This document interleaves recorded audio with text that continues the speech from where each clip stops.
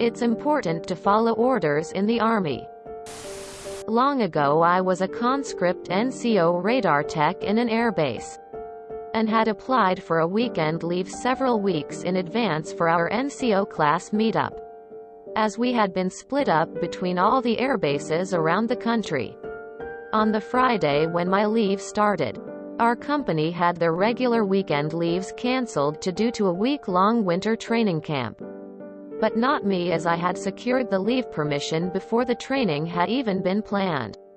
Lucky me. When I came back 2 days later late on the Sunday evening, I was almost alone in the barracks with just the skeleton staff of a few lower-ranking soldiers guarding the building. I packed my gear to be ready in the morning to join the others in the woods and went to sleep. Morning arrived. I went to have some breakfast, and then started wondering what should I do. I could try to find a higher-ranking officer to help me arrange a ride to the campsite, but I wasn't really that excited about living in a tent for a week in the middle of snow. Then I realized that I had actually not been ordered to join the exercise, so strictly speaking I should keep following my default orders, which was to report to the commissioned tech officers in charge of the airfield electronics. The tech officers arrived to the base at 7:30 as usual, and they had no idea about the exercise, or at least couldn't care less about it. So I spent the day helping them as usual. I was sure that I'd get picked up in the evening, but still, a day less in the woods is a day less in the woods. However, nobody ever came to get me, so I kept doing the same until ordered otherwise, and eventually ended up spending the whole week just helping the tech officers and sleeping in the barracks. When the others finally returned from the camp, I covertly asked the company scribe if had I been missed. He told me that one officer had actually asked him on Saturday where was I, and he had truthfully told him I was on a leave. Guess the officer had thought it was a longer one, or forgot about it, and the issue wasn't raised again. I did the same thing a few times when reporting to a new Army post. The U.S. Army orders had a report by date. Most people reported when they arrived a few days before the date on their orders, but I would grab a hotel room and enjoy a couple free days, only to report in on the last day possible.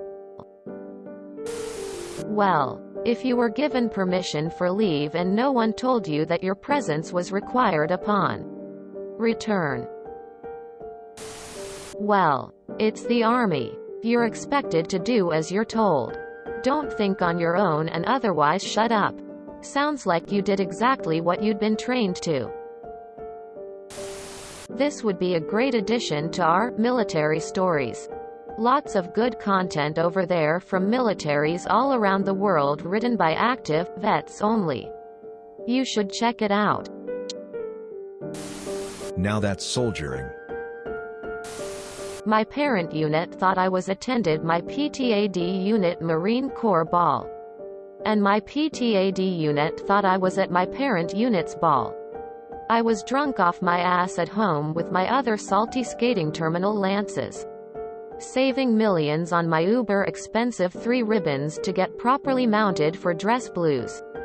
I was certainly a pointless rebel.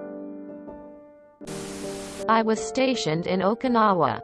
Loved it there. Didn't want to leave. One day my SGT, who didn't like me, asked me when my rotation date was. I said about a month ago. He asked why I didn't say anything. I said, if the Marine Corps wants me to leave the island, the Marine Corps will give me orders to leave the island. I had orders by that afternoon. Different Army. Different rules, I guess.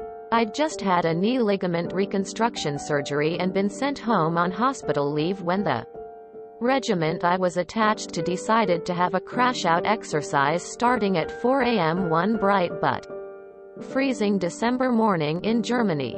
I was ordered to report to HQ and take over as duty officer, SNCO, even though I was wearing a full length leg plaster and drugged out of my skull on painkillers. Oh, what fun! Good soldiers follow orders. Maximum effort of concealment leads to maximum results. I can't believe that such a well-oiled machine as the military would ever overlook such a thing. Change your socks. Ghost in the machine. Asking some officer for a ride out to the woods would be the same as volunteering. I had a somewhat similar experience in the Navy. I went tad in the shipyards to paint team. Cakewalk of a job. It finished up early because we actually did the job.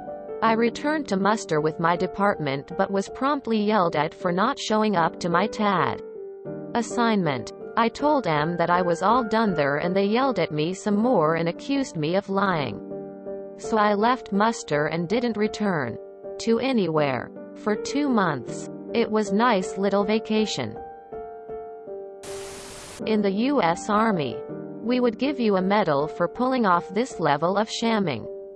That deserves at least an ARCOM. Post to our malicious compliance also. In addition to our military stories, as someone else mentioned above. Malicious compliance is a happy typo. Conscript? What army is this? Please post to our military stories. An E6 friend of mine loves that sub. Fucking beautiful. This guy soldiers. You need to share this with the folks at our military stories. If you enjoyed this video, please check out our playlists full of similar content. Epic Aircast is like doom scrolling for your ears. Please like, share, and subscribe.